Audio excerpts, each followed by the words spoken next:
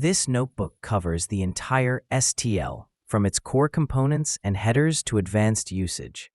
We explore iterators, all major container types, sequence, associative, unordered, and adapters, followed by algorithms and function objects. You'll also learn utilities like std, pair, tuple, and optional, the modern ranges library, full string handling with std string types, and practical usage in both competitive programming and real-world applications. Introduction to STL. STL stands for Standard Template Library. It is a set of ready-to-use C++ components that simplify coding. Think of it like a toolbox of reusable code built using templates. Templates let us write generic code that works with any data type. This means STL allows you to use the same structure for integers, floating point numbers, or even user-defined types. STL is included in the C++ standard library. That means it is available in any modern C++ compiler, no installation required. Now, let's break down the four main components of the standard template library. First, containers. These are data structures like vectors, lists, maps, and sets. Second, algorithms. These are operations like sort, find, or copy that can work on containers. Third, iterators. These act like pointers and help us move through elements in a container. And finally, functors, also called function objects. These are objects that behave like functions. Each of these parts works together in a powerful way. We will explore them in detail, one by one, but for now, just remember the core idea. STL helps you write clean, efficient, and reusable code. Let's look at a short example that brings all STL components together. We begin by including the IO stream and vector headers. Then we create a container, a vector of integers. Next, we use an algorithm, the standard sort function. It rearranges the vector in ascending order. Now we use an iterator to loop through the vector and print each value to the standard output. This short code shows how containers, algorithms, and iterators come together in the standard template library. As we move forward, we will explore each part more deeply. In this part, we will talk about the headers and namespaces used with the standard template library. First, to use any part of STL, you need to include the correct header file. Each container or algorithm lives in its own header. For example, the vector container is in the header called vector. The list container is in list, and standard algorithms like sort and find are in the header called algorithm. In addition to these, we often use the IO stream header for input and output. Next, let's talk about the namespace. All STL classes and functions are inside the namespace called std. That stands for standard. To use a class like vector or a function like sort, you must either prefix it with std::, or write the using directive. For example, instead of writing std::, vector, you can write using namespace std at the top of your file. But keep in mind, this brings all names from the std namespace into the global scope, which may cause name conflicts in large projects. So in professional code, we usually prefer writing std::, explicitly for clarity. Here's a simple example that shows both headers and namespaces in action. We include three headers: IO stream, vector, and algorithm. Then we create a vector of integers and use std::, sort to arrange them in order. In the loop, we print each element using std::, cout. Notice how we used the full name, std::, instead of writing a using directive. This is the preferred way in most production code. So to summarize, include the right headers, and be aware of the std namespace when you use any part of the standard template library. Iterators. In this part, we explore an essential concept in the standard template library, iterators. An iterator is a special object that behaves like a pointer.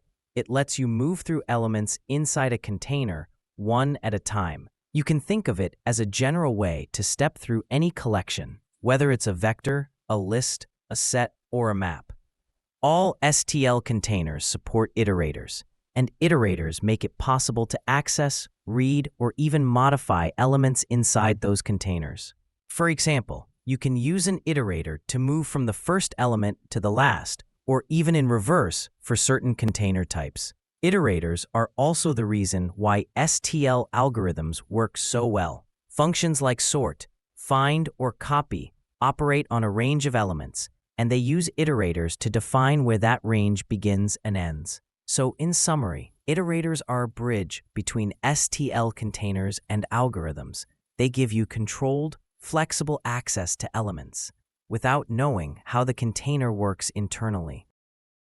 Let's walk through a basic example of using an iterator. We begin by including the I/O stream and vector headers. Then, we create a vector of integers with 3 values. To move through the vector, we declare an iterator of type vector of int : iterator. We assign it to the beginning of the vector using the begin function and move it step by step until it reaches the end. In each step, we print the value pointed to by the iterator using the star symbol, which is called the dereference operator. This shows how iterators behave like pointers, allowing us to read each element in the container. In this part, we look at the 5 standard iterator categories in the standard template library. Each type of iterator supports a specific set of operations. The higher the category, the more powerful and flexible the iterator becomes. Let's go through them in order. First, the input iterator. It is used to read data from a sequence, one element at a time. You can only move forward, and you cannot go back or modify values. Second, the output iterator. It is used to write data into a sequence, again moving only forward. You cannot read from an output iterator. You can only write. Third, the forward iterator.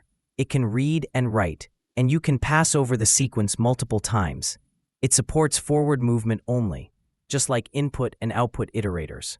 Fourth, the bidirectional iterator. As the name suggests, it can move forward and also backward through a container. It is used in containers like list or set. And fifth, the most powerful one, the random access iterator. It supports all the operations of the other iterators and also allows direct access to any element using arithmetic. It works just like a regular pointer. Vectors and arrays support random access iterators. So to summarize, each category supports all operations of the previous ones and adds more. This system allows STL algorithms to work efficiently depending on the iterator type.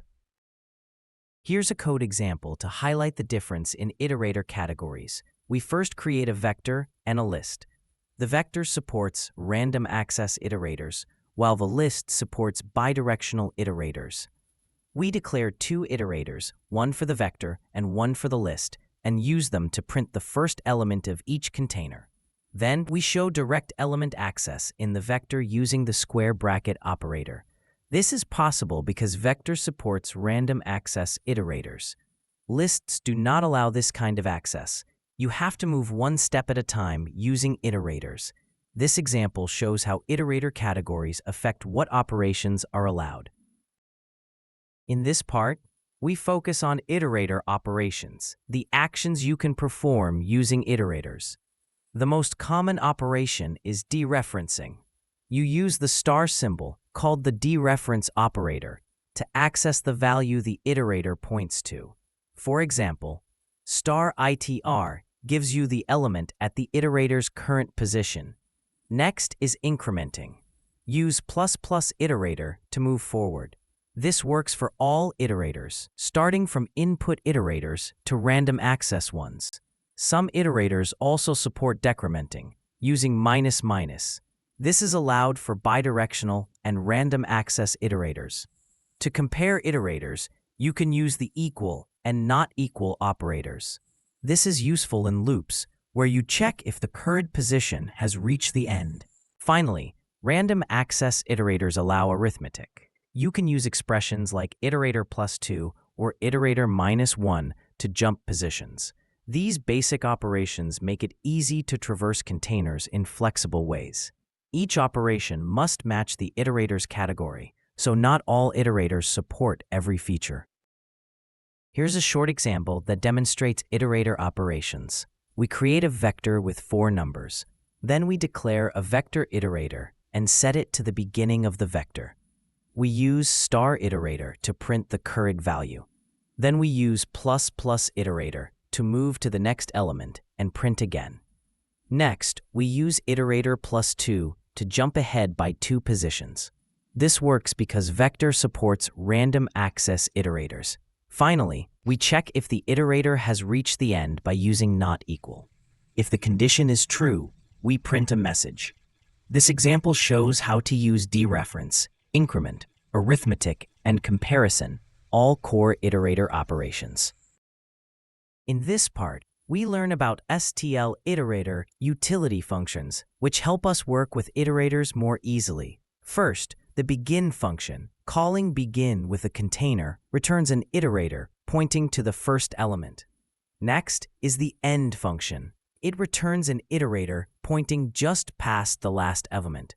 This is the standard stopping point in loops using iterators. Now, we have the advance function. This function moves an iterator forward by a given number of steps. It changes the original iterator. In contrast, the next function returns a new iterator moved forward.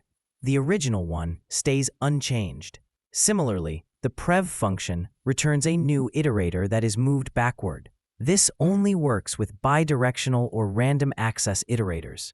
Finally, the distance function returns the number of steps between 2 iterators. This helps when you want to measure how far apart 2 positions are. These functions are found in the header file named Iterator, and they work with most STL containers.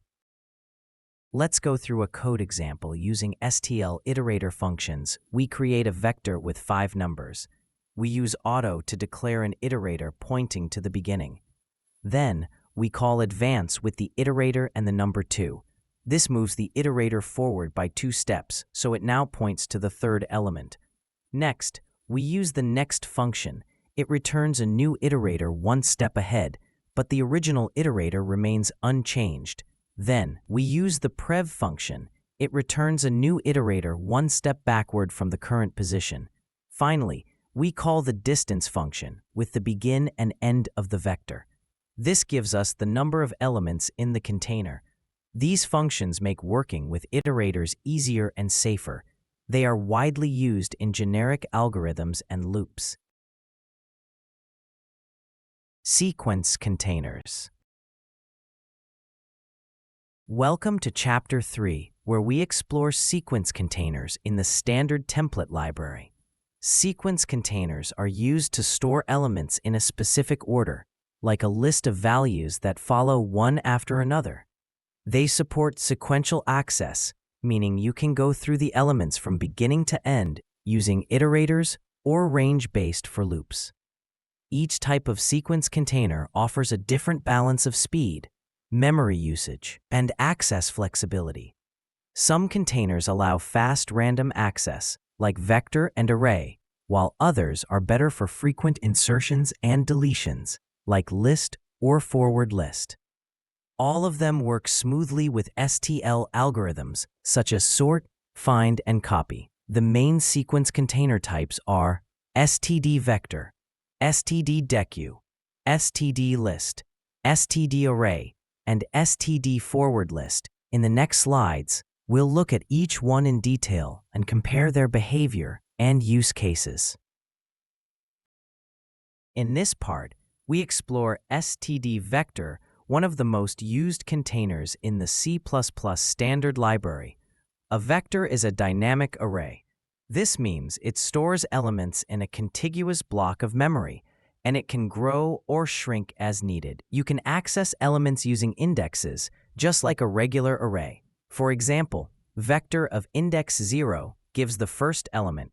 To add elements at the end, you use pushback. This is very fast and efficient because it appends without shifting existing elements. You can use size open and close to find how many elements the vector currently holds. To access values safely, you can use @open and close, which checks for out-of-range errors. Or you can use square brackets if you are sure the index is valid. However, we see different ways to initialize a std vector. v1 is an empty vector. v2 has 5 default initialized integers. v3 creates 5 integers all set to 42. v4 uses bracelist initialization. v5 copies from v4, and v6 moves from v4. This same style applies to most other STL containers, including deques, lists, sets, and maps. Only std array and std forward_list have slightly different rules due to their structure. This example shows how to work with std vector. We start with an empty vector of integers. Then we add 3 values using pushback, 10, 20, and 30. We access the first element using square brackets and the second element using @. We also print the size of the vector. Then, we insert the number 5 at the beginning using insert. This shifts the other elements to the right. Next, we erase the second element by passing the iterator at position 1. Finally, we print all the values using a range-based for loop. This code demonstrates dynamic growth, element access, and basic insert and remove operations. In this part, we learn about std deque or dec, which stands for double-ended queue. A dec allows fast insertion and deletion at both ends, front and back. Unlike vector, it does not guarantee contiguous storage. This means it is not always possible to get a direct pointer to the memory. Accessing elements using indexes is still allowed, but random access in deque is slightly slower than in vector. You can add elements at the end using pushback or at the beginning using pushFront. You can also use square brackets or the function to read or write elements. To find the number of elements, use the size function. Deque is very useful when you need quick insertions and deletions from both ends of the sequence. This example shows how to use std dec. We create an empty dec of integers. Then, we add 20 to the back, 10 to the front, and 30 to the back again. Now the sequence is 10, 20, 30. We print the first and last elements using the front and back functions. We also print the size of the deque. Next, we remove the first and last elements using pop front and pop back. This leaves only the number 20. Finally, we print the remaining values using a for loop. deque is powerful when you need fast access and updates at both ends. Now, we explore std_list, which is a doubly linked list in the standard template library. In a list, each element is connected to both the previous and the next elements. This makes insertions and deletions at any position very fast, as no shifting of elements is needed. But unlike vector and dec, list does not support random access using square brackets or indexes. To access elements, you must use iterators and move through the list step by step. You can use pushFront and pushback to add elements at both ends. And to insert or remove elements at any position, use insert and erase with iterators. Since lists use pointers to connect elements, traversal is slower and the list uses more memory than a vector. Use std_list when you need frequent insertions and deletions in the middle of a sequence. This code demonstrates how to use std_list. We start with an empty list of integers. Then we add values, 20 at the back, 10 at the front, and 30 at the back. Now the list contains 10, 20, 30. We use a range-based for loop to print all the values. Next, we insert 25 before the third element. We do this by creating an iterator, moving it forward by 2 steps using advance, and calling insert. Then, we remove the first element using erase. Finally, we print the updated list, which now contains 20, 25, 30. This shows how to modify a list efficiently using iterators. Let me know when you're ready for STD array. In this part, we look at STD array, which is a fixed-size container available in the C++ standard template library. It is defined in the header file *array*. STD array is safer and more powerful than C-style arrays. It supports iterators, range-based for loops, and all standard STL algorithms, such as sort, find, and for each. You can access elements using square brackets or the ACK function, which checks for bounds and throws an exception if the index is invalid. You can also use functions like front and back to access the first and last elements. To get the number of elements, use the size function. Keep in mind, the size of STD array is fixed at compile time and becomes part of the type itself, so you cannot resize it dynamically. STD array gives you the convenience of STL and the performance of raw arrays. This example shows how to use STD array. We define a fixed-size array of 5 integers using curly brackets to initialize it. First, we print the original elements using a range-based for loop. Next, we sort the array using the sort function from the algorithm header. This works because STD array supports begin and end iterators. We then print the sorted array. We also display the first element, the last element, and the size of the array using front, back, and size functions. STD array gives the safety of bounds-checked access and the flexibility to work with STL algorithms.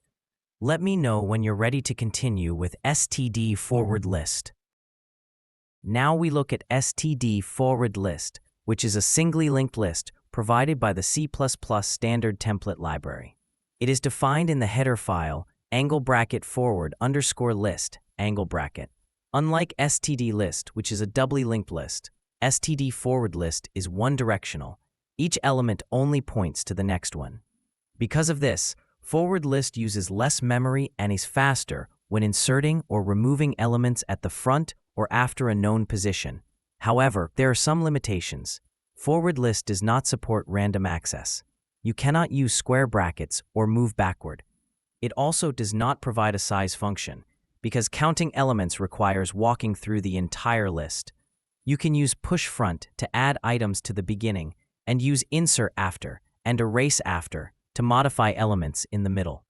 Forward list is ideal when you need simple, memory-efficient insertions at the front. This code demonstrates how to use STD forward list. We start with a list containing 10, 20, and 30.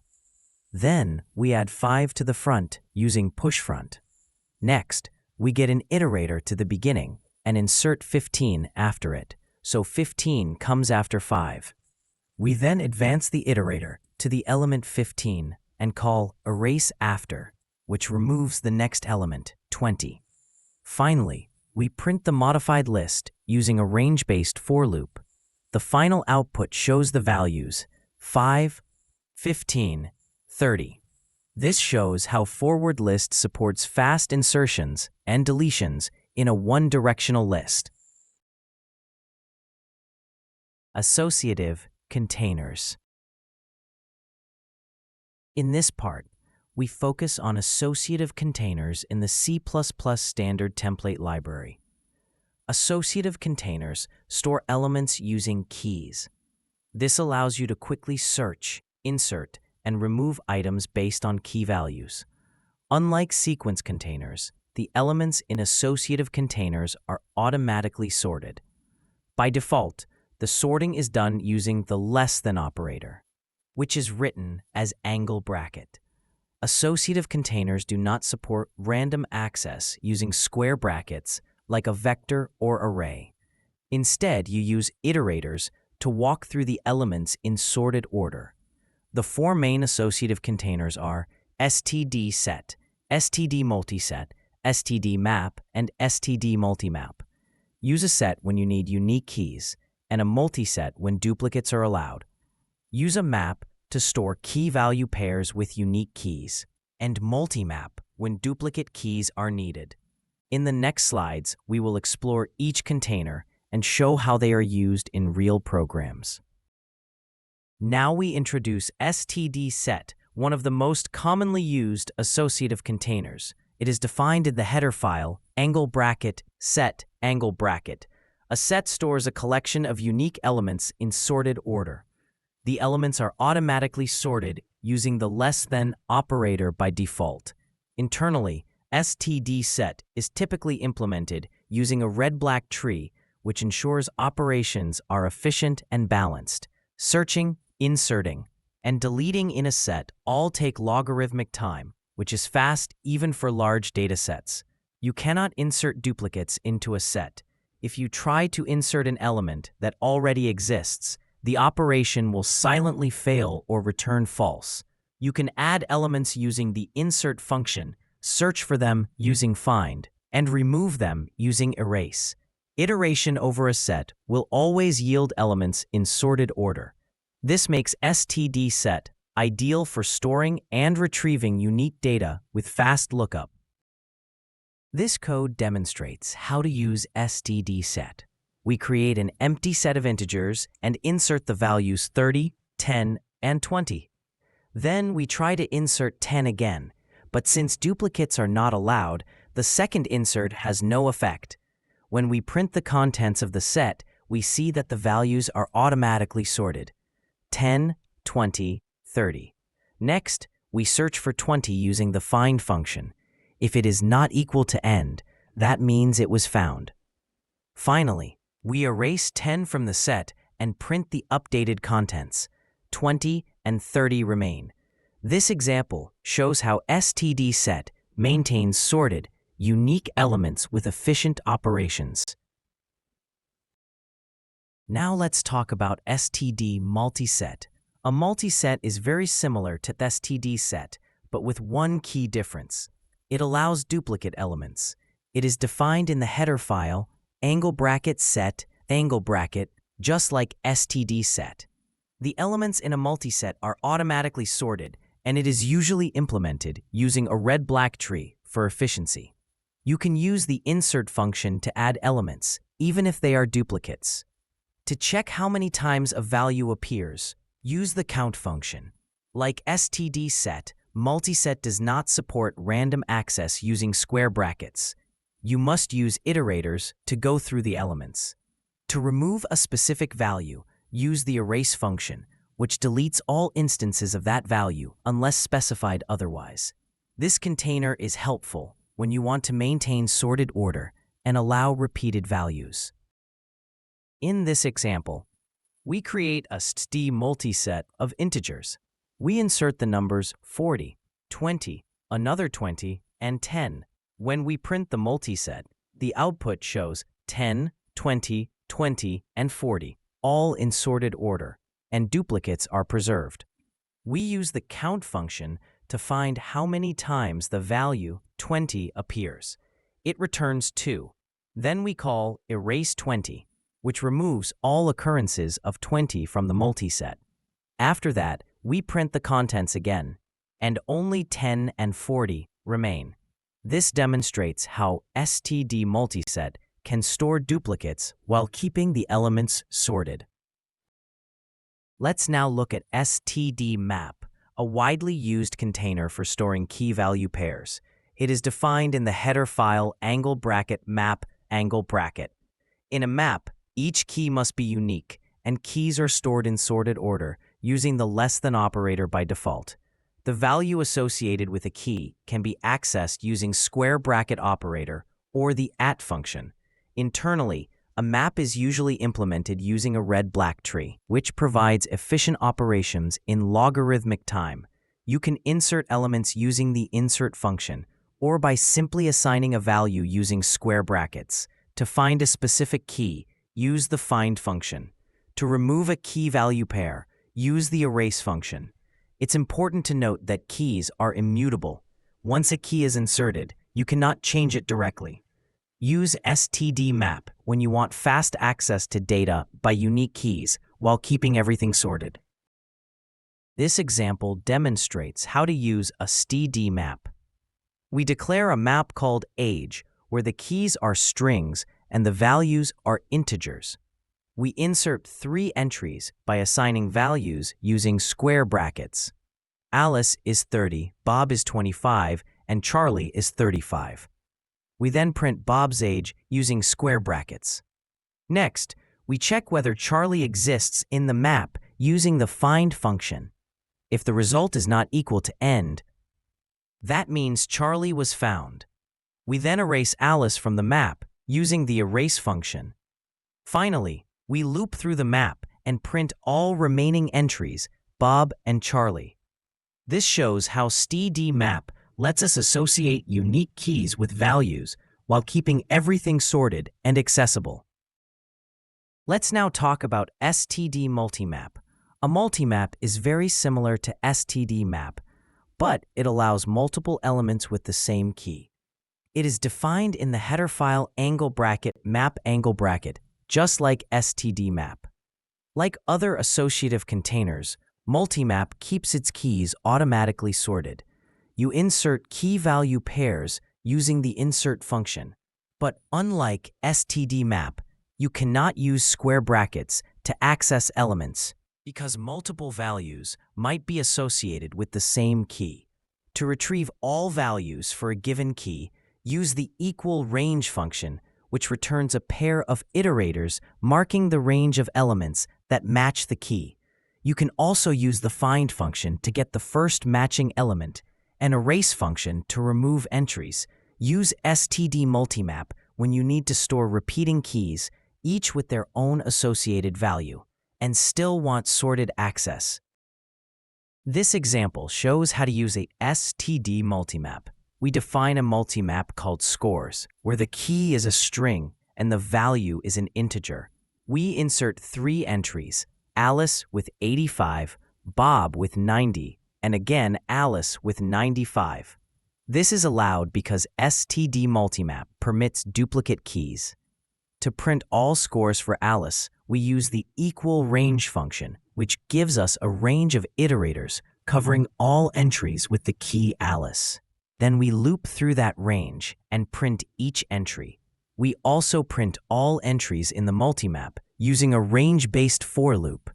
The output shows Alice twice with 2 different scores and Bob once. This shows how std multimap handles multiple values for the same key while keeping them sorted. Unordered containers. In this chapter, we explore unordered containers. Unordered containers are different from associative containers because they do not store elements in any particular order. Instead of using trees, unordered containers are built on hash tables. This design provides average constant time performance for common operations like insert, find, and erase. Since the data is organized using hash functions, you do not get sorted output. These containers require keys that are both hashable and comparable for equality. There are 4 types of unordered containers: std unordered set and std unordered multiset for storing unique or duplicate keys without values, and std unordered map and std unordered multimap for storing key value pairs with unique or duplicate keys. They are defined in the header files unordered_set and unordered_map. Choose unordered containers when fast access is more important than ordering. Let's talk about std unordered set. An unordered set is a container that holds a collection of unique keys with no associated values. It uses a hash table internally, which gives you fast constant time operations for inserting, searching, and removing elements. Unlike std set, this container does not sort its elements. The order of elements is completely unpredictable. The most commonly used functions are insert, find, and erase. It is defined in the header file, angle bracket, unordered underscore set, angle bracket. When iterating over an unordered set, the elements come in no specific order because hashing spreads them across buckets. Use std unordered set when you don't care about ordering but need fast lookups and unique keys. This code shows how to use std unordered set. We declare an unordered set named colors that stores strings. We insert 4 colors. Notice that red is inserted twice. Since the set only stores unique values, the duplicate is ignored. We print the contents using a range-based for loop. The order of output may vary each time you run the program. Then we use the find function to check if green is present in the set. If found, we print a message. Next, we erase blue from the set and print the remaining elements. Remember, since unordered sets use hashing, the output order is not guaranteed. Use unordered set when you want fast and unique key storage without caring about the order. Unordered multiset is similar to std unordered set, but with one important difference. It allows duplicate keys. It stores its elements in a hash table, which provides average constant time performance for operations like insert, find, and erase. Just like with unordered set, the elements have no specific order. The container doesn't sort or group them. The order depends on the hash function and is unpredictable. It is defined in the header file angle bracket unordered underscore set, angle bracket, the same as unordered set. This container is useful when you need to store multiple instances of the same value, but still want the fast lookup behavior of a hash table. For example, it's good for counting words, tracking event frequencies, or anything where duplicates naturally occur. Use insert to add elements, and equal range to find all duplicates of a specific key. In this example, we declare a std unordered multiset named words. We insert the word apple twice, and the multiset allows both. Then we add banana and cherry. We print all the words using a for loop. The order will be unpredictable because of hashing. To find out how many times apple appears, we use the count function, which returns 2. To access all elements that match a specific key, we use equal underscore range.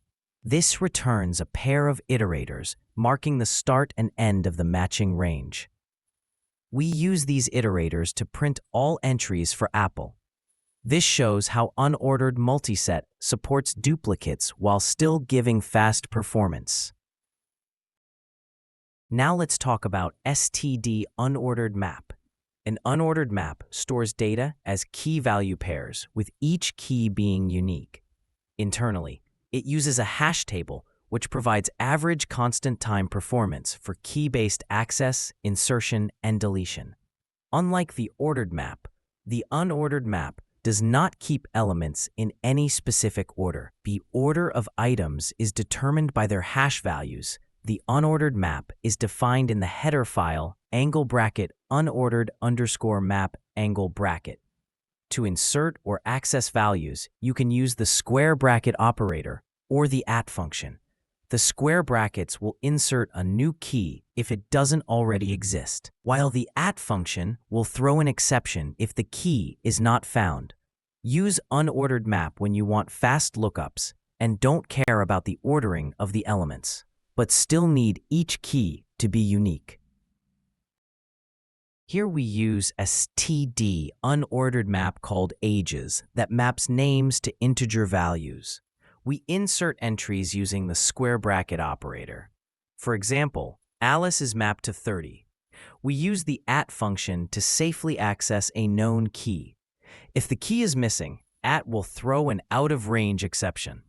We check if Bob exists using the find function. If found, we print his age. Finally, we loop through the entire map and print each key value pair. Remember, the order is not guaranteed and may vary. This makes unordered map ideal for fast key-based access where duplicate keys are not allowed and ordering does not matter. Now let's look at STD Unordered Multimap. This container stores key-value pairs, just like unordered map, but with one major difference. It allows multiple entries with the same key. Like other unordered containers, it uses a hash table, giving you average constant-time access to elements. The elements have no defined order. Because the placement is based on hashing, it is defined in the header file angle bracket unordered underscore map angle bracket. You cannot use the square bracket operator for inserting or accessing values because keys may not be unique. Instead, you use the insert function to add entries. When you want to retrieve all values for a given key, use the equal underscore range function. It returns a pair of iterators, the beginning and end of the matching range. This container is ideal when you want to group multiple values under a common key while still having fast lookup. In this example, we use STD Unordered Multimap to map grade names to student IDs. We insert 2 students under grade A, 2 under grade B, and 1 under grade C. Because duplicate keys are allowed, we can group multiple student IDs under the same grade. We use the equal underscore range function to get all entries for grade B. The function returns a pair of iterators. And we loop from the first to the second to print all matching IDs. This demonstrates how unordered multi-map lets you efficiently store and retrieve multiple values per key, with hash-based performance and no need for sorted order. Quick review. In this slide, we compare the 5 main sequence containers in C++. Let's go row by row. First, dynamic size. All containers support dynamic size, except std array, which is fixed at compile time. Next, contiguous storage. This means elements are stored next to each other in memory. Only std vector and std array offer that. The others use node-based storage. For fast random access, that means accessing an element by index, vector, dequeue, and array are fast. But list and forward list are not, because they must traverse nodes one by one. When it comes to fast insertions and deletions at the front, dequeue, list, and forward list perform well. Vector and array are slow for front insertions because they require shifting elements. For inserting or deleting in the middle of the container, only list and forward list are efficient. Vector and dequeue are not, as they need to move multiple elements. In terms of iteration, all except forward list support bidirectional iteration. Forward list can only be traversed forward. The only container here with a fixed size is std array. And finally, each container comes from a specific header file, like angle bracket vector angle bracket, for std vector, and so on. This table compares the 4 associative containers in C++, std set, multiset, map, and multimap. Let's go through the rows. First, storing key value pairs. Only map and multimap support key value pairs. Set and multiset only store keys.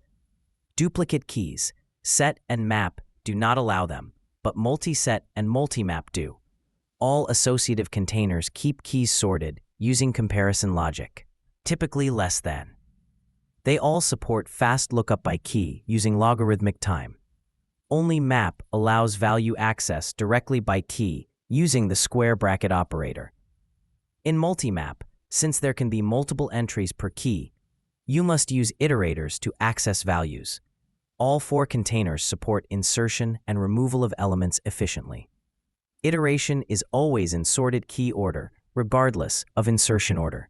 Finally, these containers are defined in the headers angle bracket set angle bracket or angle bracket map angle bracket. Now let's compare the 4 unordered containers in C++. We have std unordered set, unordered multiset, unordered map, and unordered multimap. Let's go row by row. First, storing key-value pairs. Only unordered map and unordered multimap store key-value pairs. The others store only keys. Duplicate keys are not allowed in unordered set and unordered map, but they are allowed in the multi-set and multi-map variants. These containers are unordered, meaning the elements are not sorted. They use a hash table internally, so the order of elements depends on their hash values. On average, lookup time is constant, but in the worst case, it can become linear if many elements hash to the same bucket. Unordered map allows direct value access by key using square brackets. For unordered multimap, you need to use iterators, just like with the ordered multimap. All 4 containers require a hash function. The default is std hash, but you can provide a custom one. Each of these containers has its own header file, either unordered set or unordered map. In summary, use unordered containers when you care about speed, not ordering, and can accept average case performance with a good hashed function. Container adapters. In this section, we explore std stack, a container adapter in C++. A stack follows the last in, first out principle. That means the last element pushed into the stack is the first one to be removed. std stack is not a standalone container. It is an adapter that uses another container underneath, such as std_dequeue by default. You can only access or modify the top element. There is no direct way to iterate through the stack or access other elements. The main operations are push to add an element on top, pop to remove the top element, top to access the current top element, empty to check whether the stack is empty, size to get the number of elements. The header for this container is angle bracket stack angle bracket. Let's look at an example. Now let's walk through the code for std stack. We begin by including the header IO stream for output and stack for the container itself. In the main function, we declare a stack of integers named s. We use s.push to insert the values 10, 20, and 30. The last value pushed is 30, so it will be at the top of the stack. Next, we print the top element using s.top. This outputs 30. Then we call s.pop to remove the top element. Now, 20 is at the top. We print the new top element, which is 20. Finally, we print the stack size using s.size, which returns 2 because 2 elements remain. This simple example demonstrates how the stack operates in a last-in, first-out manner. Now we look at std_queue, a container adapter in C++ that behaves like a standard queue. This is a first-in, first-out structure, also called FIFO. That means the first element pushed into the queue is the first one to be removed. Just like std stack, the queue is an adapter. It uses another container underneath, and the default is std_deq. You can insert elements at the back and remove them from the front. Direct iteration is not possible. You only have access to the front and the back elements. The main operations are push to add an element at the back, pop to remove the front element, front to access the front, back to access the back, empty to check if the queue is empty, size to get the number of elements. You must include angle bracket queue, angle bracket to use this container. Let's walk through this queue example step by step. We start by including the headers IO stream and queue. Inside the main function, we declare a queue of integers named queue. We insert 3 values using queue.push. First 100, then 200, then 300. Since it's a first-in, first-out structure, 100 is now at the front and 300 is at the back. We print the front element using queue.front. This shows 100. We also print the back using queue.back, which shows 300. Next, we remove the front element using queue.pop. Now 200 becomes the new front. We print it again with q.front, and this time it shows 200. This example shows how stdq manages elements in FIFO order. In this part, we look at std priority_q, a container adapter that stores elements with priority. This container always keeps the largest element at the top by default. So when you insert elements, they are automatically arranged so that the biggest value is accessible first. This is not a first-in, first-out structure like stdq. Instead, it's a max heap by default. That means the top is always the maximum element. You can only access the top element. There are no iterators or direct random access. The key operations are push to insert a new element, pop to remove the top element top, to read the highest priority element, empty to check if the queue is empty, size to count how many elements are present. By default, the underlying container is std vector, and the comparator uses less than to create a max heap. You can change it to build a min heap using a custom comparator. This container is defined in the header queue. We begin by including iostream and queue. Inside the main function, we declare a priority queue of integers called pq. We push 3 values into the priority queue, 15, 30, and 10. By default, the priority queue will order them so that the largest number is at the top. We print the top element using pq.top, and it returns 30. Then we remove the top element using pq.pop. Now the largest remaining element, 15, becomes the new top. We print it again using pq.top, and it shows 15. This example shows how std priority_q manages elements by priority instead of insertion order.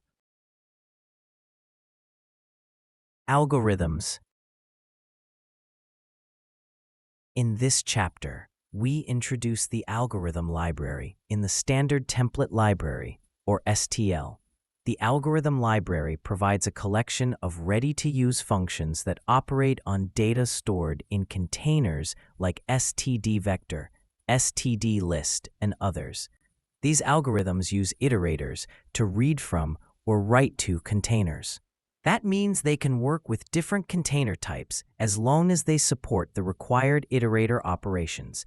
The algorithms are organized into categories such as non-modifying algorithms like for each and count, modifying algorithms like copy and remove, sorting and searching algorithms like sort and binary search, set algorithms like set union and set intersection, permutation algorithms like next permutation. All these are defined in the algorithm header. These functions can save you time and improve your code quality by reducing repetitive logic. Most algorithms also support function objects or lambda functions if you want to customize their behavior. This makes the STL algorithms extremely powerful and flexible for real-world development. In the next sections, we will explore each category of algorithm in detail. In this part, we explore the non-modifying algorithms in the Standard Template Library, or STL. These algorithms do not change the content of the container. Instead, they examine the data using iterators. Let's look at the most important non-modifying algorithms one by one. First, for each applies a given function to each element in a range. It's useful for logging or simple operations. Count counts how many elements in a range are equal to a specific value. Count_if does the same, but based on a condition provided as a lambda function or predicate.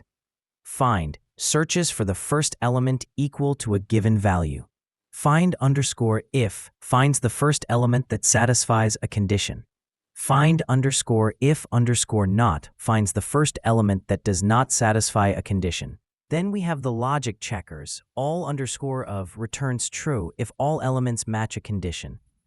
Any_of returns true if at least one element matches a condition. None_of returns true if no element matches a condition. Mismatch takes two ranges and returns the first position where the elements differ. Equal compares two ranges and checks if they contain the same elements in the same order. Search is used to find a subsequence inside a larger range. And finally, adjacent_find finds the first pair of equal adjacent elements in a range. All of these algorithms are defined in the angle bracket algorithm angle bracket header, and they work with iterators. You can often make them more flexible by using Lambda functions for custom behavior. These tools are great for performing checks, validations, and lookups in a clean and reusable way. Let's move on to a code example where we use several of these in a single program.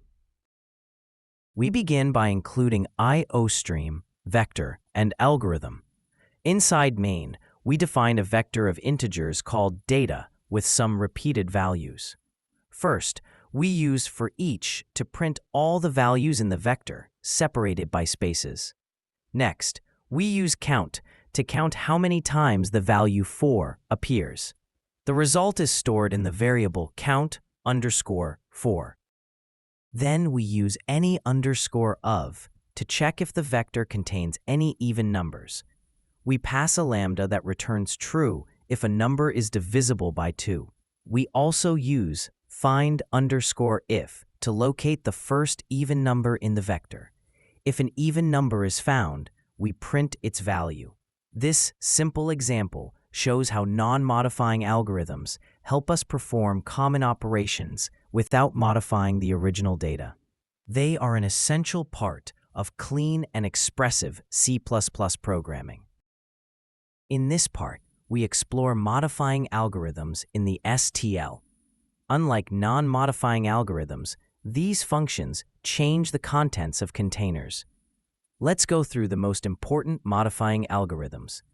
Copy and copy_if are used to copy elements from one range to another. The second version uses a condition. Move is similar, but it moves the elements instead of copying them. This is useful for optimizing performance.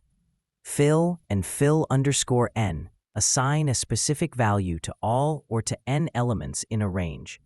Transform applies a function to each element and stores the result in another range. This is very useful for mapping one container into another. Generate and generate_n fill a range using a generator function, like a lambda or random number generator. Replace and replace_if modify elements by replacing values either by matching a target or satisfying a condition. Remove and remove_if do not actually erase elements. They move the unwanted items to the end of the range and return a new logical end iterator. To truly remove them, you should use the erase function afterward. Unique removes consecutive duplicates from a range. Like remove, it returns a new end iterator. Reverse simply reverses the order of elements in place. Rotate moves elements in a circular fashion. It shifts elements to make a new beginning in the middle of the range. Swap exchanges two variables. While swap_ranges swaps corresponding elements between two ranges. Finally, partition splits a range into two parts, one with elements that match a condition and the other with the rest. We begin by including IOStream, vector, and algorithm. Inside main, we define a vector called data with numbers from 1 to 6. We then define another vector called squared, which has the same size. We use the transform algorithm to square each element. For example, 1 becomes 1, 2 becomes 4, and so on. Next, we call replace_if to replace even numbers with 0. Our condition checks if a number is divisible by 2. After that, we call remove to move all the zeros to the end of the container. This returns a new end iterator. We then erase the trailing zeros by calling erase from the new end to the actual end. Finally, we call reverse to reverse the resulting elements. We print the final vector using a range-based for loop. This example shows how modifying algorithms can be combined in a clean, readable way to perform powerful operations on containers. In this part, we examine two categories of algorithms, sorting and searching. Let's start with sorting algorithms. STD::sort is a fast, general-purpose sorting algorithm. It sorts the elements in ascending order and works only with containers that offer random access, like vectors or arrays. STD::stable_sort is similar to sort, but it keeps the relative order of elements that are equal. This is important when sorting records that have multiple fields. STD::partial_sort lets you sort only the first few elements of a range. The rest of the elements are left in an undefined but valid state.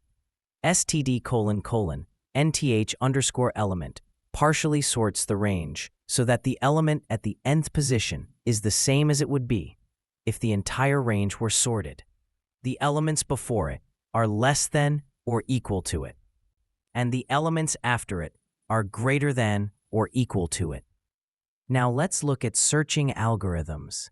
STD::find returns an iterator to the first element in the range that matches a given value. If the value is not found, it returns the end iterator. STD::binary_search checks if a value exists in a sorted range. It returns a Boolean result, true or false. STD::lower_bound returns an iterator to the first element that is not less than the given value.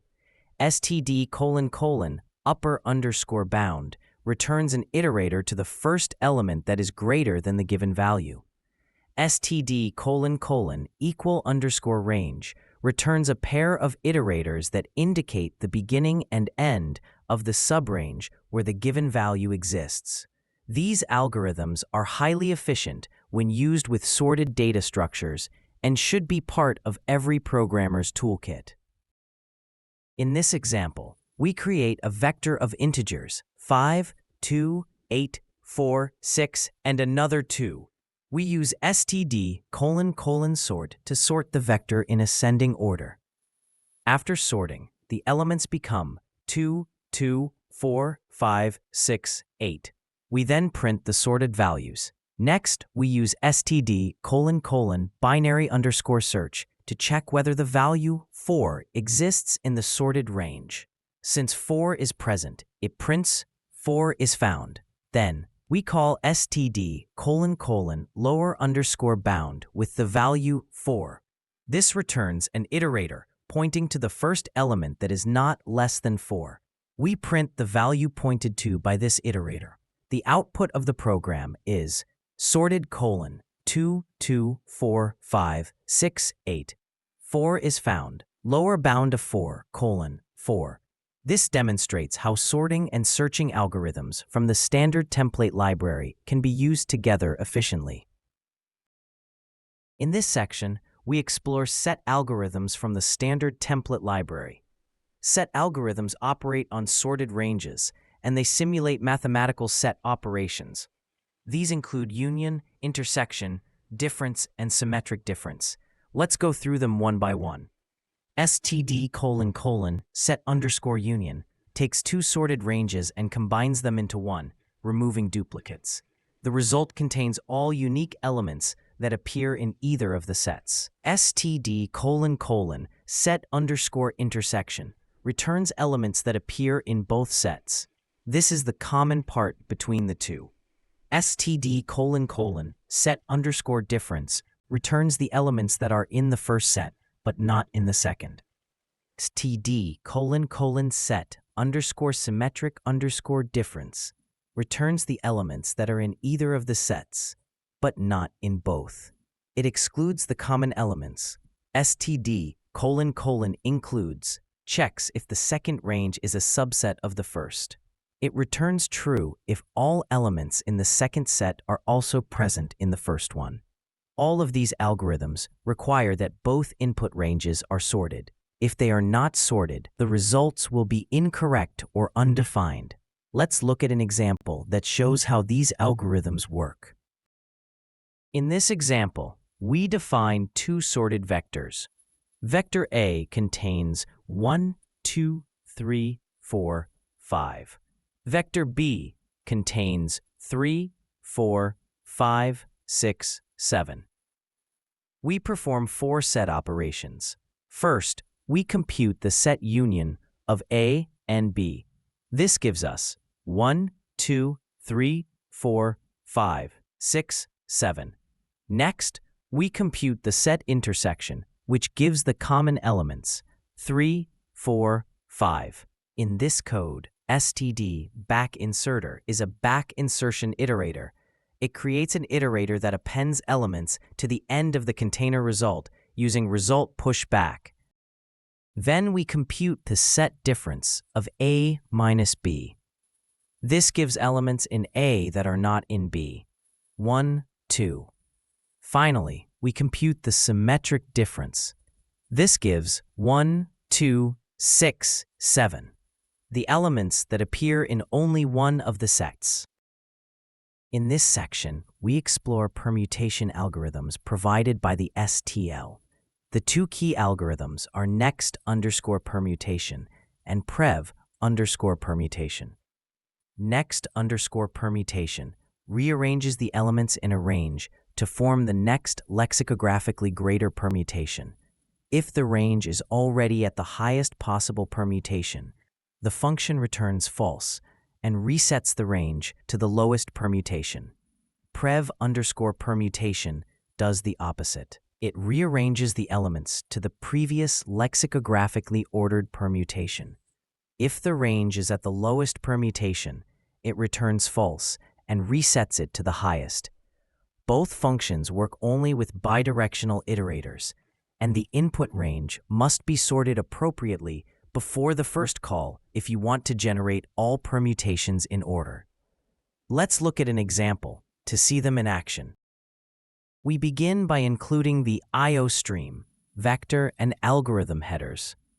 In the main function, we declare a vector of integers named nums and initialize it with the values 1, 2, and 3. We first print the message, next permutations. Then we enter a do-while loop. Inside the loop, we use a range-based for loop to print each element of the vector nums, followed by a space. After printing all elements, we print a new line character. The condition of the loop is a call to next_permutation, passing nums.begin and nums.end as arguments. This rearranges the elements to the next lexicographical permutation. The loop continues until all permutations are exhausted. After this, we print the message previous permutations. Then we again use a do-while loop to generate all permutations in reverse order. This time, the loop condition is prev_permutation, which generates the previous lexicographically smaller arrangement of the vector elements. Each permutation is printed line by line using the same range-based for loop. The final result is that all permutations are shown in ascending and then descending order. The output of this program is already shown in the code as inline comments. This example helps you understand how to cycle through permutations using STL. Function objects and lambdas. In this section, we learn about built-in function objects in the C++ standard library. These are also called predefined functors. They are defined in the header file functional, and they behave like functions or function pointers. Built-in function objects are often used in combination with STL algorithms. For example, instead of passing a lambda or writing a custom function, you can simply use std:+ or std::greater. Let's explore a few of the most common ones. The arithmetic functors include std:+, which adds two values. std::- subtracts the second value from the first. std::multiplies the values. std::divides the first value by the second. And std::modulus returns the remainder of the division. We also have std::negate, which simply negates or flips the sign of a value. For comparisons, we use std::=2, not _=2, greater, less, and so on.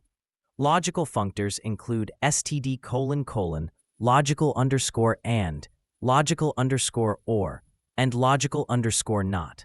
These function objects are template classes, so they work with different types like integers, floats, or user-defined types if overloaded properly.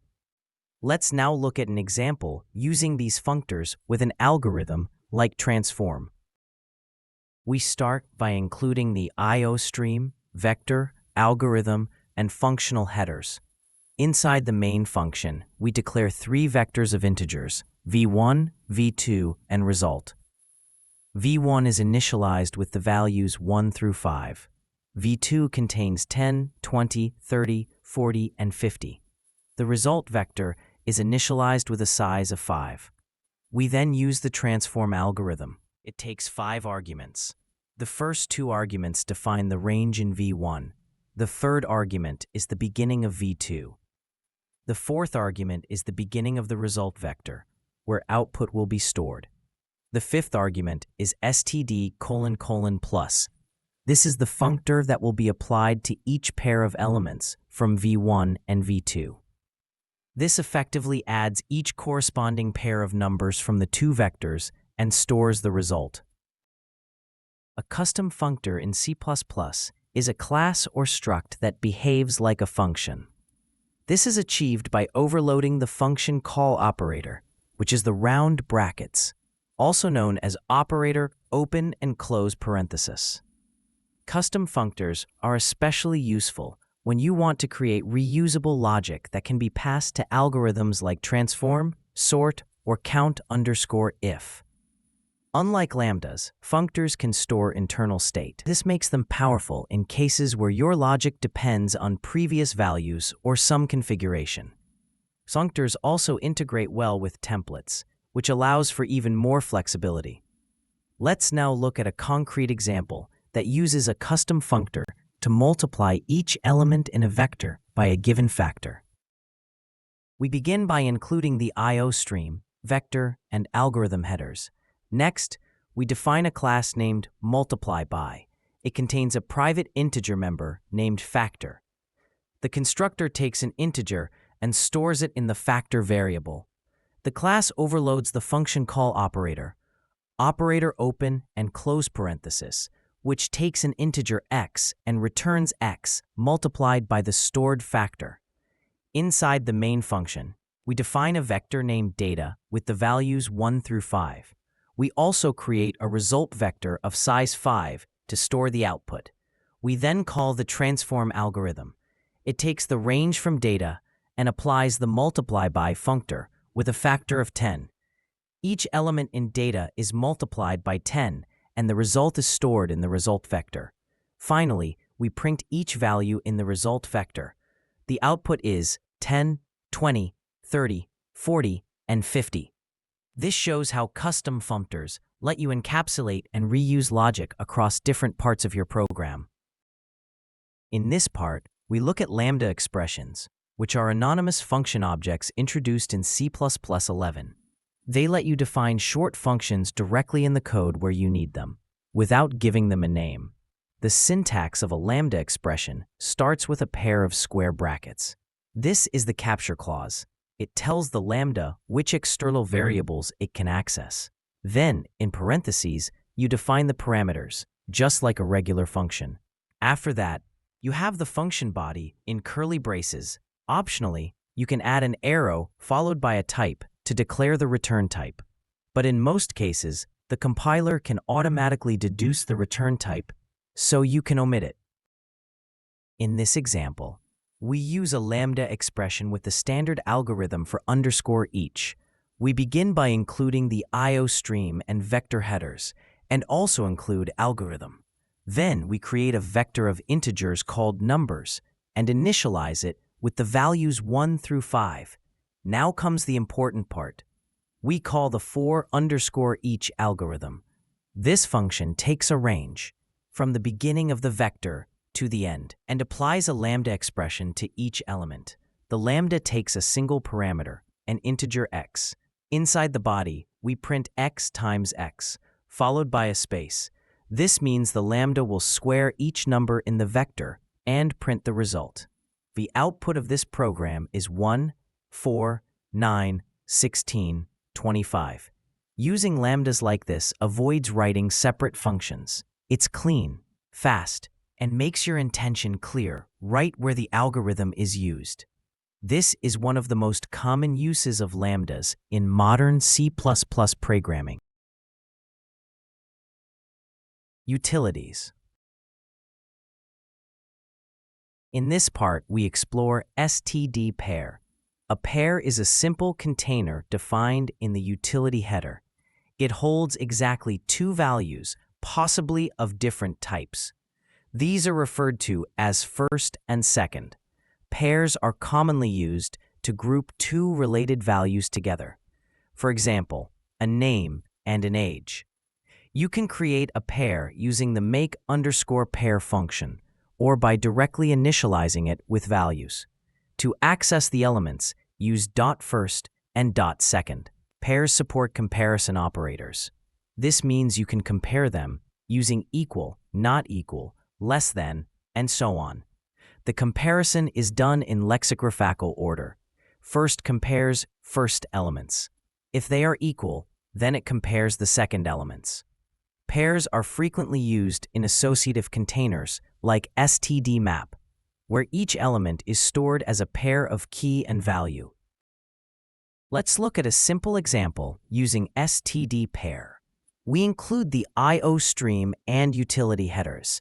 Then, in the main function, we define a pair named person. It holds two values, a string and an integer. In this case, the values are Alice and 30. We initialize the pair directly using the constructor. To access the elements of the pair, we use .first and .second. .first gives us the string, which is the name. .second gives us the integer, which is the age. We print both values using cout. The output of this program is name Alice, age 30. This shows how a pair can neatly group two related values. It is especially useful when returning multiple results from a function, or working with containers that store key-value pairs, like std_map. In this part, we look at std tuple. A tuple is a fixed-size container that can store multiple values of different types. It is defined in the header file _tuple_. Tuples are similar to std pair, but they can hold more than two elements. You can access elements of a tuple using std_get with the index in angle brackets. Tuples are useful when you want to return several values from a function or store a small collection of related data with different types.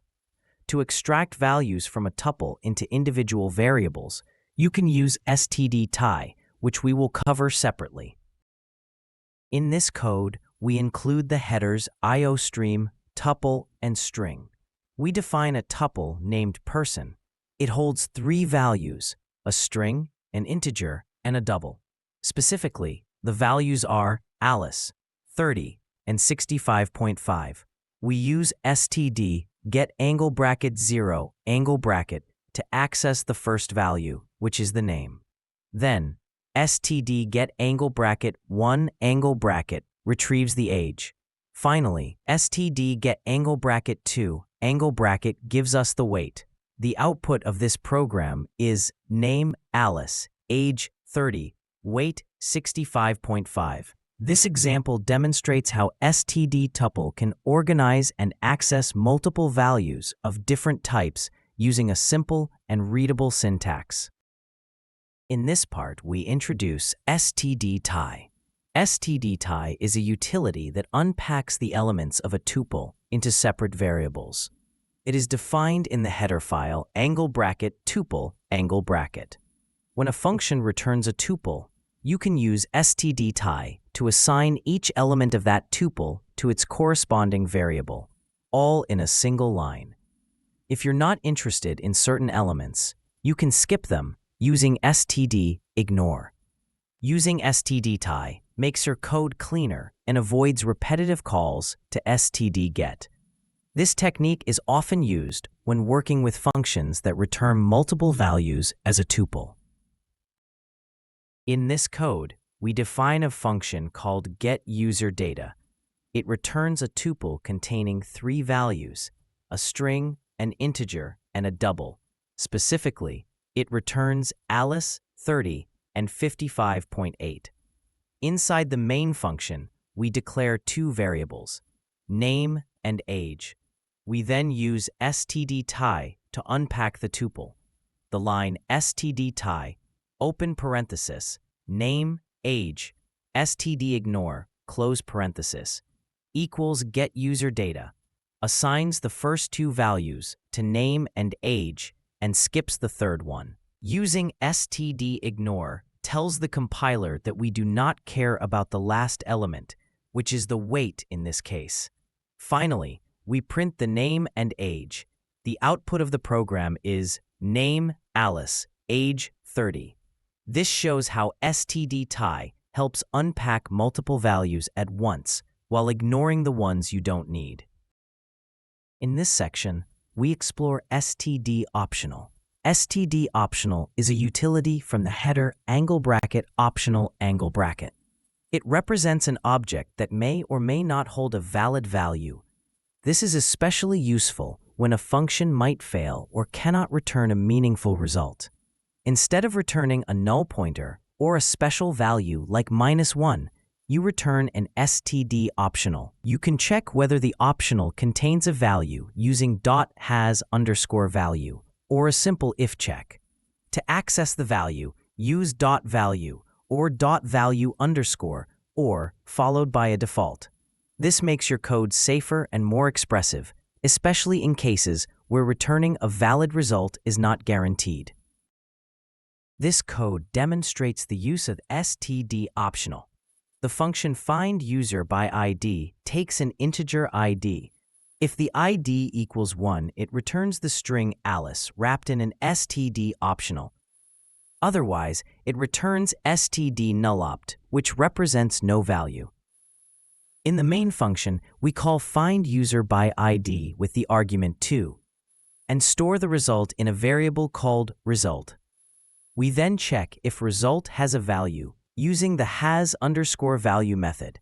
Since the ID was not 1, the function returned no value, and the output is user not found. This example shows how std_optional helps handle functions that might not always return a valid result, without using null pointers or special values.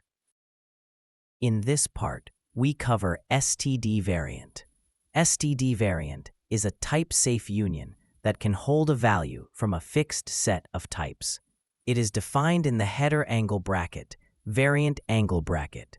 Unlike a traditional union, std_variant ensures type safety and proper memory management. To access the values stored in a variant, use std_get followed by the type or the index in angle brackets. For example, std_get of int or std_get of 0. To check the current active type, use std_holds_ with the type name. You can also use std_visit to apply a function or lambda to the currently held value, regardless of which type it is. std_variant is very useful when a variable might represent different types depending on context. This example uses std_variant to store either an integer or a string. We declare a variable named data as std_variant of int and std_string. First, we assign it the value 42, which is an integer. Then we print the value using std_get of int. Next, we assign the string hello variant to the same variable. We check whether the currently held type is a string using std_holds_ of std_string. If true, we print the string using std_get of std_string. The output of this program is int 42, string hello variant. This shows how std variant allows switching between multiple types safely within a single variable. Now we look at std any. Std any is defined in the header angle bracket any angle bracket. It allows you to store a value of any copyable type without specifying the type at compile time. To access the stored value, use std any underscore cast with the expected type in angle brackets. Before accessing, you can check whether a value is stored by calling the has underscore value function. If you want to remove the current value, call the reset function. You can also use the type function to get the name of the stored type.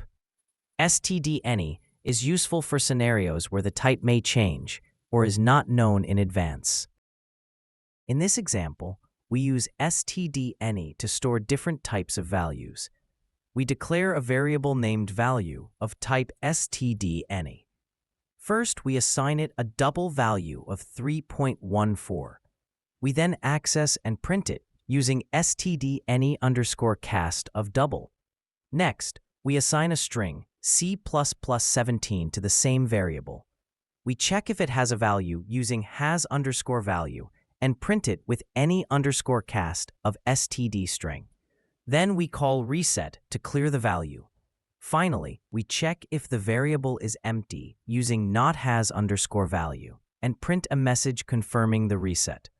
The output of this program is stored double 3.14, stored string C++17, value reset successfully. Ranges library. In this part, we introduce the ranges library from C++20. The namespace is std::ranges. This library provides a new way to work with containers more safely and expressively. Instead of using loops or manual iterators, you can use range-based views to filter, transform, or take elements from a container. One key idea is lazy evaluation. That means operations like filter or transform are not executed immediately. They are only applied when the result is actually used or iterated. This helps improve performance and makes the code easier to read. Ranges also support pipeline syntax using the vertical bar symbol, allowing you to chain multiple operations together. For example, you can write numbers pipe filter, pipe transform, and so on. This style avoids manual iterator handling and gives you clean, readable logic. To use ranges, include the header, angle bracket, ranges, angle bracket. Keep in mind that ranges work best with standard containers like vector and lists. We begin by including the headers, IO stream, vector, and ranges. Inside the main function, we declare a vector named numbers, containing the values 1 through 6. Next, we define a lambda named even. This lambda checks if a number is divisible by 2, meaning it returns true for even numbers. We create a filtered view by piping the numbers vector into std views, filter, passing in the even lambda. This creates a lazy view that only includes even numbers from the original collection. Then, we use a simple for loop to iterate through the filtered view. Each even number is printed to the standard output followed by a space. The output of this program is 2, 4, 6. This demonstrates how the ranges library can be combined with views to create clean, readable, and efficient filtering pipelines in modern C++. Use our powerful feature of the ranges library introduced in C++20.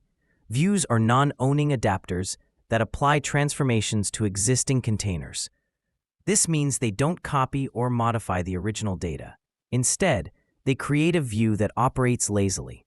The most common views include filter, which keeps elements that match a condition, transform, which applies a function to each item, take, which selects the first n elements, drop, which skips the first n elements, and reverse, which gives the elements in reverse order. All of these views can be chained together using the vertical bar symbol, which is called the pipe operator. This leads to clean, readable code. To use views, you must include the header, angle bracket ranges angle bracket. Also, the namespace is std::ranges::views. Remember, views do not own or modify data. They only define how the data should be seen or processed. Let's move to a code example that uses both filter and transform views. We begin by including the necessary headers, IOStream, vector, and ranges. In the main function, we define a vector of integers called numbers with values 1 through 6. Then we create a pipeline using views. First, we use std::views::filter to select only the even numbers. This is done by checking if n modulo 2 equals 0. Next, we apply std::views::transform to square each of the filtered values. The result is a lazy view that only processes the data when we iterate over it. In the for loop, we print each number from the filtered view. The output is 4, 16, 36. This demonstrates how views allow us to express complex operations in a readable and efficient way. String and string handling. The standard string class in C++ is called std::string, and it's defined in the angle bracket string angle bracket header. This class handles dynamic character arrays with automatic memory management. That means you don't need to manually allocate or free memory when working with strings. You can construct strings in many ways, using the default constructor with no arguments. From a C-style string, using double quotes, like std::string s equals quote hello quote. Using the copy constructor to create a duplicate of an existing string. By repeating a character several times using the form std::string s with two parameters, a count and a character. Or by extracting a portion of another string using start index and length. Standard string supports assignment, copy operations, and automatically cleans up memory when it goes out of scope. Access with square brackets does not perform bounds checking, but .at does. Now let's see a short example that demonstrates these various construction methods. We begin by including the headers, IOStream and string. Inside the main function, we demonstrate 5 ways to construct std::string objects. First, we declare an empty string using the default constructor. Then, we create a string from a C-style string with the text hello. Next, we copy that string using the copy constructor. Then, we create a string containing 4 repetitions of the character x. Finally, we construct a partial string from the second to the 4th character of hello, which gives us L. We print each string using standard output. This shows that std::string provides flexible ways to create and manipulate string data. In C++, std::string supports powerful concatenation and modification features. To combine strings, you can use the plus operator or the plus equals operator. For example, greeting equals hello plus space plus world, or simply use greeting plus equals exclamation mark to append. The append function gives you another way to add content at the end. To add just one character, you can use push_back. To modify characters directly, use the square bracket operator or the .at function. Keep in mind, .at does bounds checking and throws an exception if the index is out of range. For deeper modifications, string provides functions like insert, clear, resize, and replace. These give you fine-grained control over the string's contents and length. In this example, we begin by including the IOStream and string headers. Inside main, we define 2 std strings, greeting equals hello, and name equals world. We concatenate these strings using the plus operator to form a message, hello, space, world, exclamation mark. We print this message. Next, we call the append function to add space welcome to the end of the message. Then we use push_back to add a dot. We modify individual characters using square brackets and .at. For example, we change the first letter H to lowercase h and the letter W to lowercase w. Finally, we use the replace function to substitute the word hello with hey. Each change is printed to show the effect. This demonstrates how easily std string can be modified at both high and low levels. To access characters in an std string, you can use square brackets or the .at function. Square brackets give fast access but no safety. Out-of-bounds access causes undefined behavior. .at is safer because it throws an exception if the index is invalid. For iteration, you have multiple options. The range-based for loop is clean and modern. You can also use iterators by calling begin and end. And of course, traditional index-based for loops are fully supported. These tools make it easy to read and manipulate strings in any style you prefer.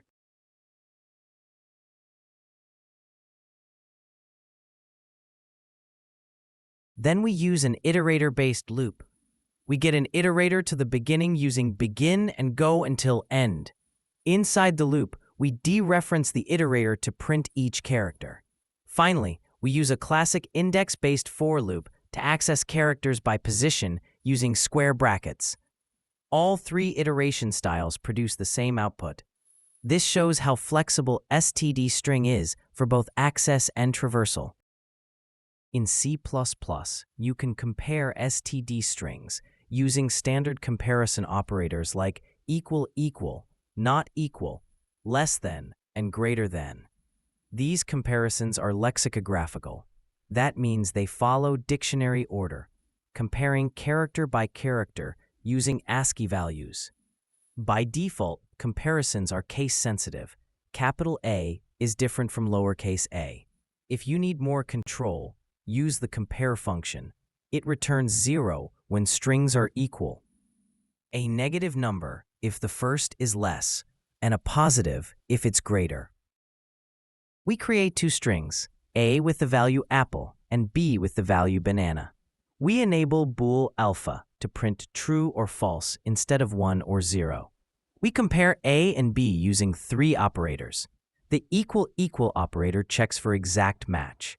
In this case, it returns false. The not equal operator returns true. The less than operator compares character by character. Since capital A is before capital B, the result is true. Then we use the compare method. Since apple is less than banana, the result is a negative number, and we print that A is less than B. This example shows how you can use both operators and the compare function to evaluate strings. C++ strings offer many built-in search methods. The find function searches from the beginning of the string and returns the index of the first match. If the string is not found, it returns string : NPOS, a special constant that means not found. rfind does the same, but starts searching from the end. You can also search for any character from a group using find_first_of, or search backward using find_last_of. The substr function extracts part of the string. You specify the starting position and how many characters to take. This is useful for parsing structured text like dates or file names. We start with a string called text. C++ string operations are powerful. We use the find function to search for the word string. It returns position 4, meaning the word starts at index 4. If it had not been found, find would have returned std::NPOS. Next, we use the substr function to extract 6 characters starting from that position. That gives us the word string. To get the last word, we use rfind to find the last space character. We then take a substring starting 1 character after that position. This gives us powerful. This demonstrates how searching and slicing work together in std string operations. The string class in C++ allows flexible modification of content using functions like insert, erase, and replace. You can insert a substring at any position with insert. The erase function removes a portion of the string, starting from a given index and deleting a given number of characters. Replace combines both. It removes a section and inserts something new in its place. These operations are essential for dynamic string construction, input formatting, and text preprocessing. We begin with the string, C++ strings fun! First, we use the insert function. At position 12, which is right before the word fun, we insert the word R followed by a space. The result is C++ strings are fun. Next, we erase characters starting at index 3, removing 2 characters, the ++ symbols. Now the string becomes C strings are fun. Finally, we use replace to swap the first character. We replace one character at position 0 with the word using. That turns the string into using strings are fun. This shows how insert, erase, and replace can be combined to reshape string content dynamically. In C++, you often need to convert between modern string objects and traditional C-style strings. A C-style string is a character pointer, also called const char star. You can create std string object directly from it by assigning or passing it to the constructor. To go in the other direction, from std string to C-style, use the cstr function. It returns a const char star pointer to the internal string buffer. This is important when calling C-style APIs that expect raw character pointers. We start with a C-style string. CSTR is a const char star pointing to the text hello world. We construct a CD string named str by assigning it from CSTR. Printing this string confirms that it holds the same content. Next, we convert the std string back into a C-style string using the CSTR function. This returns a const char star pointer to the underlying characters. We pass this to a function that uses strlen to measure its length. The output confirms that the string is successfully passed and interpreted as a C-style string with length 13. C++ provides std to string to convert numbers into strings easily. For example, passing an integer or float gives back a string representation. For more complex formatting or combining multiple values, use std string stream. This object works like a stream. You can insert values into it using the insertion operator, just like with cout. You can also extract values using the extraction operator to convert from string back to numbers or other types. This is useful for formatting output or parsing user input. We start by defining 2 variables, an integer called age and a double called height. Using std to string, we convert each value into a string and concatenate them with labels. This gives us strings like age 30 and height 1.75. Next, we create a std string stream object called ss. We insert both variables into the stream using the insertion operator, combining them into one formatted sentence. Finally, we call str to retrieve the full string from the stream and print it. This demonstrates how std string stream helps format multiple values into a single, readable line. To handle international or multilingual text, C++ provides wide and Unicode string types. std:\w string stores wide characters. On Windows, it's usually UTF-16.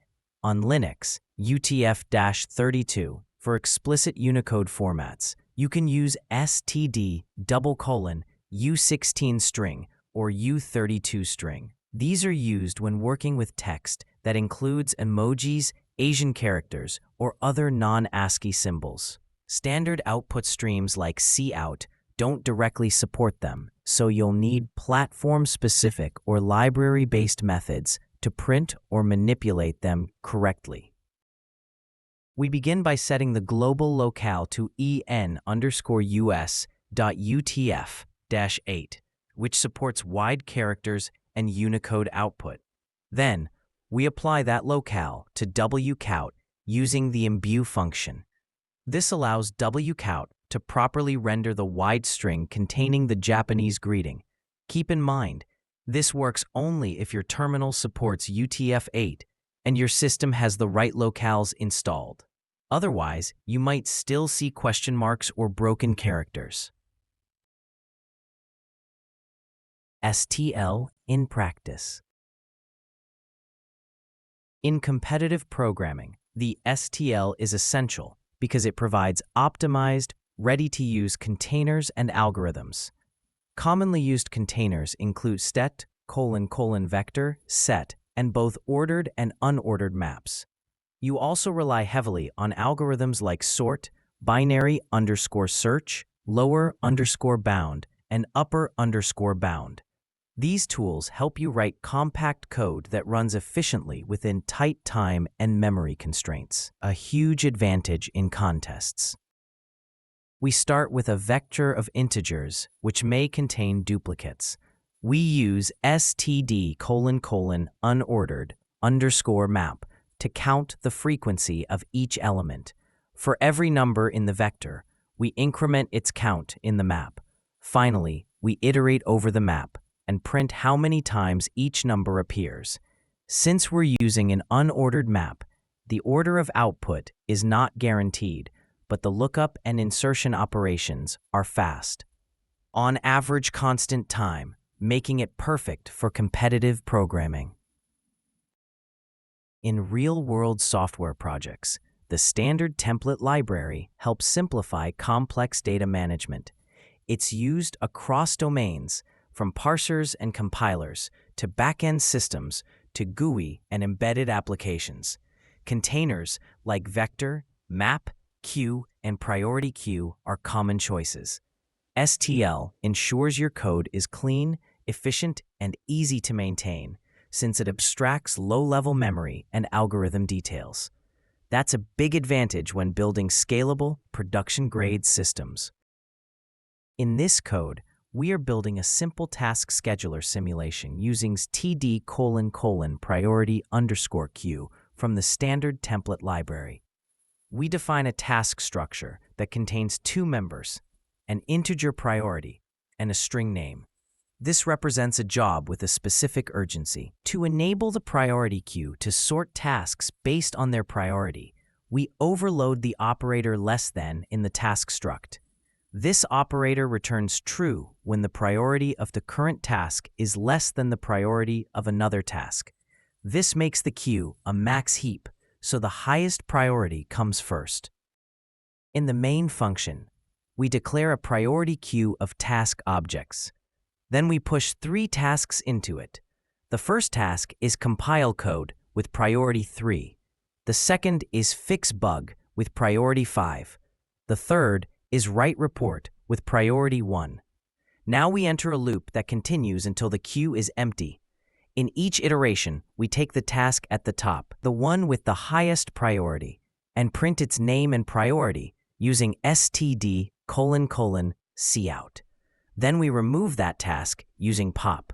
The program will print fix bug, which has priority 5, then compile code with priority 3, and finally, write report with priority 1. This ordering reflects correct use of a priority queue.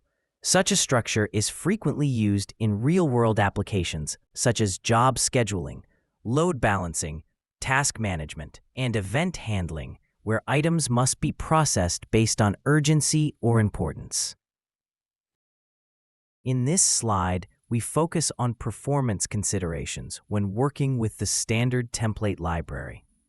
The STL is designed for performance and efficiency, but you must still choose the right tools for the job.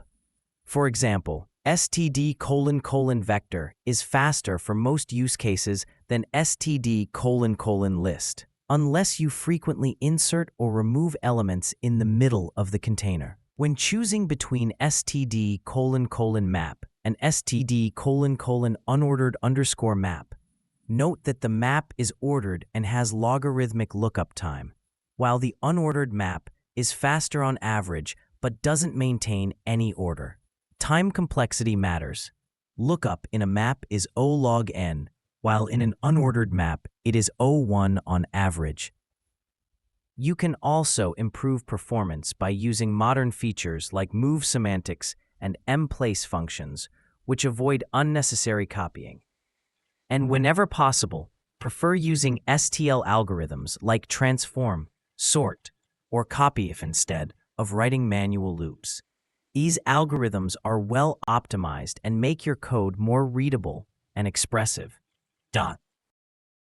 The standard template library is highly effective in both competitive and real-world programming. In contests, STL lets you write fast and short solutions with tools like stdset and stdvector.